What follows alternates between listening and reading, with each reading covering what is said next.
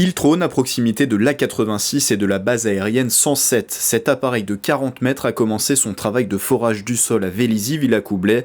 120 jours pour creuser depuis à 1600 mètres de profondeur en vue de la construction d'une centrale de géothermie. L'inauguration de ce chantier a été donnée jeudi 27 août. Une stratégie de verdissement de la chaleur. Donc ça c'est le premier élément important de ce projet, c'est produire de la chaleur par la géothermie verte. Le deuxième aspect important de ce projet, c'est aussi de fournir une infrastructure moderne et nouvelle pour la ville. La géothermie, c'est capter la chaleur des sous-sols pour la transformer en énergie qui va alimenter des bâtiments en chauffage et eau chaude sanitaire.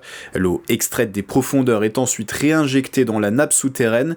Le procédé va alimenter près de 12 000 foyers vélysiens et des industriels locaux à partir de la fin 2021. Il permettra de se passer du gaz pour le chauffage urbain et d'éviter une hausse des prix significative. Le projet est né de deux contraintes. Le fait qu'on ait tout chauffage urbain qui était de la cogénération innovante dans les années 70, mais qui était issu du gaz. Et puis, si on ne faisait rien, en fait, le prix du chauffage urbain allait doubler dans les 5 ans, avec la taxe carbone, la TGCN.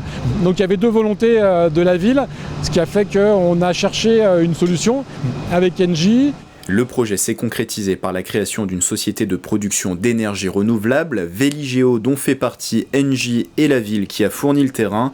Coût total de l'investissement 25 millions d'euros, avec des financements de l'ADEME et de la région Île-de-France qui apportent 3 millions d'euros.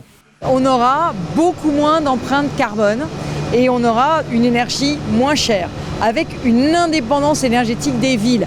Et c'est pour ça que je suis très heureuse que nous puissions faire ce premier réseau de chaleur à Vélizy après en avoir fait beaucoup en Seine-et-Marne et dans l'Essonne. C'est une prouesse technologique qui, j'espère, va faire beaucoup de petits dans les villes des Yvelines. Cette centrale de géothermie est une première dans l'ouest parisien et intéresse quelques maires yvelinois présents lors de l'inauguration.